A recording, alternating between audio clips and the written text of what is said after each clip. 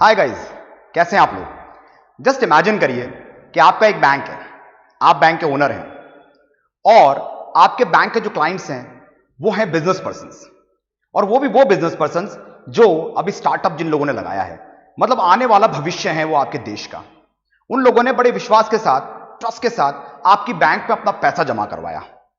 अब आपकी बैंक ने उस पैसे को एक और जगह इन्वेस्टमेंट कर दिया ताकि उसके ऊपर कमाई की जा सके।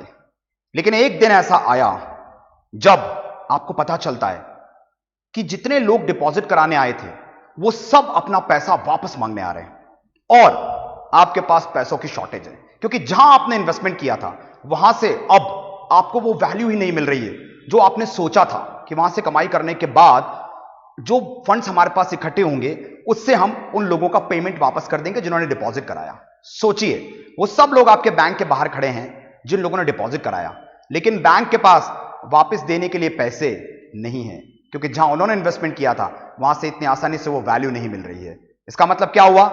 आपके बैंक की देनदारियां बढ़ गई, लायबिलिटीज ज्यादा हैं और आपके बैंक के असेट कम है। जब असेट लायबिलिटी से कम हो जाते हैं, जब आप अपनी जिम्मेदारियों का निर्वहन नहीं कर पाते, जब आप अपनी फाइनेंशियल लायबिलिटीज को पे नहीं कर पाते, व्हाट डज दैट मीन? आपका बैंक बैंकरप्ट हो चुका है। उसी टॉपिक पर आज हम बात कर रहे हैं। अभी रिसेंटली अमेरिका के अंदर ऐसा ही बैंकिंग इंडस्ट्री में एक भूचाल आया। अमेरिका के दो बैंक, एक बैंक का नाम है सिलिकॉन वैली बैंक और दूसरा बैंक है सिग्नेचर बैंक। इन दोनों बैंक के साथ ये प्रॉब्लम आई जो मैंने अभी आपको बताई।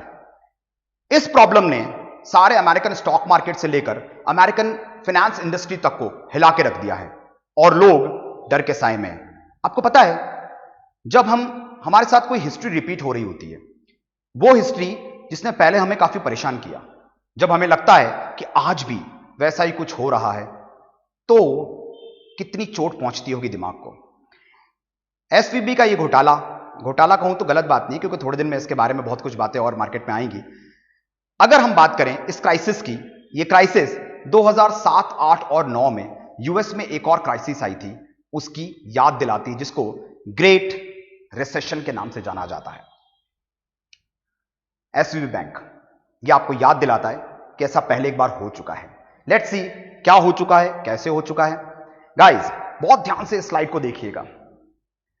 2005 से लेकर 2010 के बीच में 2007 से 2009 का एक ऐसा कालखंड आया जिस दौरान यूएसए के अंदर यूएस सब प्राइम क्राइसिस नाम का एक बहुत बड़ा फाइनेंशियल क्राइसिस आया। हुआ यह था उस समय कि बैंक्स ने बेतहाशा हाउसिंग लोन बांट दिए जिसको वो रिकवर नहीं कर पाए वापस, और उसकी परिणति में, उसके रिजल्ट में यह हुआ कि पूरी की पूरी बैंकिंग इंडस्ट्री ठप हो गई। दुनिया भर के स्टॉक मार्केट्स क्रैश हो गए अपनी अपनी जगह। भारत भी उससे अछूता नहीं रहा। हमारा Bombay stock exchange, national stock exchange, इस पे शेयर्स के भाव धड़ाधड़ गिरने लगे। इसी तरीके से यूनाइटेड स्टेट्स ऑफ अमेरिका के स्टॉक मार्केट और दुनिया भर के European, Australian stock markets crash होने लगे। बहुत प्रॉब्लम्स आई, बहुत सारे लोगों को नुकसान हुआ। हम इससे अंदाजा लगा सकते हैं कि वो भूचाल, वो फाइनेंशियल भूचाल इतना बड़ा था कि उसमें 25 बैंक्स, उनका खाता बंद हो गया, यानी कि 25 बैंक्स को जबरदस्त नुकसान हुआ। और उसका असर यूएस इकोनॉमी के ऊपर यह पड़ा कि करीबन 373.6 बिलियन यूएस डॉलर्स का कुल मिलाकर नुकसान हुआ। यानी कि भारतीय मुद्रा में बात करें, आज के कन्वर्जन रेट के हिसाब से अभी के करीबन 82 से 83 रुपए के बीच में $1 घूम रहा है अभी फिलहाल। और बिलियंस को अगर हम करोड़ में कन्वर्ट करें, हमारी समझ के हिसाब से कन्वर्ट करें, करीबन 31 लाख करोड़ रुपीस कुल उस समय खोए यूएस इकोनॉमी ने। और आज अभी केवल 2 बैंक्स के साथ ऐसा हुआ है, लेकिन अभी तक भी करीबन इतना इंपैक्ट मार्केट पर ऑलरेडी पड़ चुका है। गाइस, इस फिगर को देखिएगा, 25.50 लाख करोड़ रुपीस, इतना बड़ा अमाउंट अभी केवल 2 बैंक्स हुए हैं। इसीलिए ये वाला जो घटनाक्रम भी हुआ है, ये याद दिलाता है इस पुराने घटनाक्रम की।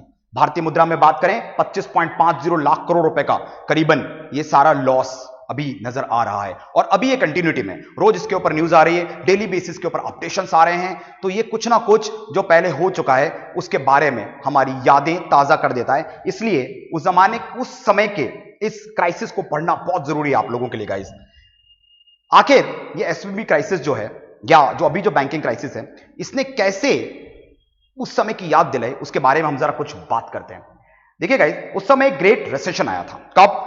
सन 2007 से लेकर 2009 के बीच में गजब का रिसेशन था। रिसेशन का मतलब होता है मार्केट में डिमांड कम हो गई प्रोडक्ट्स की, इन्फ्लेशन बढ़ रहा है, अनएम्प्लॉयमेंट रेट्स बढ़ रही हैं और वो सरकार के कंट्रोल से बाहर जाने की कोशिश कर रहे हैं। ऐसा यूएसए में हो चुका है।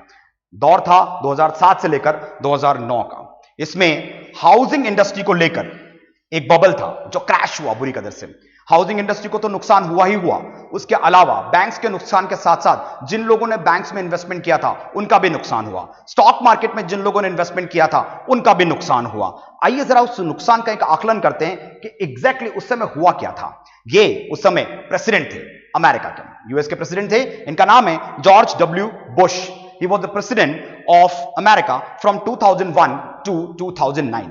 इनके कालखंड में ये एक बुरा दौर आया, recession. Yes, that was a great recession. इस पूरे कालखंड को 2007 से लेकर 2009 के उस पीरियड को दुनिया के लिए ग्रेट रिसेशन कहा जाता है। ऐसा ही एक रिसेशन बहुत पहले 1930 में अगेन यूएस में आया था, जिसको ग्रेट डिप्रेशन का नाम दिया गया था। उसके बाद मैक्रो इकोनॉमी के सिद्धांत दुनिया भर में फैलने लगे। देखते हैं आउटलुक क्या हुआ था उस समय, बहुत ध्यान से देखिएगा। अनएम्प्लॉयमेंट रेट बढ़ा यूएस के अंदर, यानी कि बेरोजगारी दर बढ़ गई। हमें लगता है कि बेरोजगारी खाली भारत में है। 2007 से लेकर 2009 के बीच में जो बेरोजगारी दर यूएसए के अंदर बढ़ी थी वो उसके पहले कभी ऐसा हुआ ही नहीं था, इसीलिए इसको कहा जाता है ग्रेट रिसेशन। हम देख सकते हैं 5% के आसपास अनएम्प्लॉयमेंट रेट था 2007 में, यह बढ़ के दुगना हो गया 2009 के अंदर, फ्रॉम 5% टू 10%। आगे बढ़ते हैं गाइस, देखिए यहां पे मास ले ऑफ की बात की गई है। मास ले ऑफ का मतलब क्या होता है? जॉब से निकाल देना लोगों को। कितने सारे लोगों को उस दौरान जॉब से निकाला गया था। जैसे ही मार्केट में कोई क्राइसिस आती है, कोई फाइनेंशियल क्राइसिस आती है, कोई डिप्रेशन आता है, कोई रिसेशन आता है, गाइस सबसे पहले जो चोट पड़ती है वो पड़ती है आपके रोजगार पर, आपके एम्प्लॉयमेंट के ऊपर। क्योंकि कंपनीज जो ऑलरेडी लॉस में चल रही हैं या जिन्होंने अपना पैसा खो दिया या जिन्हें लगता है कि अब हम पैसा खोने वाले हैं, वो सबसे पहले कॉस्ट कटिंग का काम करते हैं। और इस कॉस्ट कटिंग में सबसे पहले जो निशाने पे आते हैं वो आते हैं एम्प्लॉइज। तो जब एम्प्लॉइज को हटाया जाता है, जब कर्मचारियों को हटाया जाता है, तो that is called as lay off. देखिए ये फिगर, ये वर्कर्स को फरवरी 2009 में केवल एक महीने के अंदर करीबन 3,26,392 लोगों को रिमूव किया गया, उनको हटाया गया, उनका ले ऑफ किया गया। अनएम्प्लॉयमेंट केवल एक महीने का है ये 3,26,392, बहुत बड़ा फिगर है ये। इतने सारे लोगों ने एक साथ फरवरी 2009 में अपनी जॉब खोई। ये उसका असर पड़ा जो अभी फिर डर सता रहा है, क्योंकि अभी केवल 2 बैंक है लेकिन घाटा इतना ज्यादा, तो अभी तो बहुत कुछ होना बाकी ऐसा लगता है मार्केट्स के अंदर। उसके बाद आगे बढ़े तो करीबन 3 मिलियन यानी कि 30 लाख हाउस होल्ड जो हैं वो फोरक्लोज हुए। 30 लाख हाउस होल्ड फोरक्लोज हुए। घर की जो पूरी इंडस्ट्री है, जो पूरी हाउसिंग इंडस्ट्री है, that got crashed, not only in America, not only USA, but overall in whole of the world. सब जगह ये हीट महसूस की गई। हर जगह हाउसिंग इंडस्ट्री के ऊपर जबरदस्त इंपैक्ट पड़ा because of USA. The next point is 50% से डाउ जोन्स टूटा। यूएस स्टॉक मार्केट में तो जैसे सुनामी आई होगी ना जापान के अंदर कि आप देखा ना था उस पानी ने और घुस गया जहां से घुसना था, ठीक इसी तरह स्टॉक मार्केट क्रैश हुए यूएस के। The Dow Jones industrial average ये डिक्लाइन हुआ करीबन 50% से। यूं समझ ली कि कल आपने कोई शेयर खरीदा होगा 100 रुपए का, आज उसका भाव रह गया 50 रुपए। On an average Dow Jones crash हुआ करीबन 50% से। यही वो दौर था जब भारत का स्टॉक मार्केट भी क्रैश हुआ। केवल भारत ही नहीं, दुनिया भर के स्टॉक मार्केट्स क्रैश हुए। यह अलग बात है कि इंडिया बहुत जल्दी इससे वापस उभर गया, क्योंकि हमारा इतना ज्यादा एक्सपोजर यूएस इकोनॉमी में नहीं था, इसलिए हम उससे उभर पाए। बहुत सारे डेंट दिए उस समय इस पर्टिकुलर क्राइसिस ने। एक और डेंट लगा, वो ये था कि जो डीजेआई, जैसे कि बारे में मैंने बताया, डाउ जोन्स इंडस्ट्रियल इंडेक्स, ये डाउ जोन्स इंडस्ट्रियल इंडेक्स पहली बार 10,000 के नीचे चला गया। 10,000 के नीचे इसकी काउंटिंग चली गई। किसी ने नहीं सोचा था 2 साल पहले कि ऐसा कुछ होने वाला है। सब ये सोच रहे थे कि यूनाइटेड स्टेट्स ऑफ अमेरिका, जो अपने आप को सुपर पावर कहता है, वो एक ऐसी सुपर पावर बनने जा रहा है जिसको कोई रोक ही नहीं सकता। लेकिन उसके स्टॉक मार्केट पर एक ब्लॉक आके गिरा, जिसको हमने बोला क्राइसिस, दैट इज सब प्राइम क्राइसिस। 10,000 पॉइंट्स से नीचे आ गया पहली बार यूएस स्टॉक मार्केट। और उसके बाद S&P यानी कि स्टैंडर्ड एंड पुअर, आपको दिख रहा होगा स्क्रीन के ऊपर, that is standard and poor 500 यानी कि S&P, जिसको हम निफ्टी 50 कहते हैं हमारे यहां पर। उसी तरीके से अमेरिका में एक और स्टॉक एक्सचेंज है दैट इज S&P, जिसमें 500 शेयर्स की लिस्टिंग की जाती है। गाइस वो भी करीबन 57.8% से क्रैश हुआ। उस समय का दौर बड़ा खतरनाक था। जो लोग आज करीबन 40 साल की उम्र के आसपास से, उन लोगों ने वो दौर देखा है। वो दौर आज के दौर से भी ज्यादा भयानक था, जहां स्टॉक मार्केट हजार 1500 पॉइंट्स की छलांग एक साथ लगा रहा था ना। 1 मिनट में उस स्टॉक मार्केट की छलांग पे ऊपर प्रेशर पड़ा और वो छलांगें सब बंद हो गई and the market fell down, they fell down drastically. ऐसा लग रहा है जैसे दोबारा वही हालात फिर से पैदा होने वाले हैं गाइस।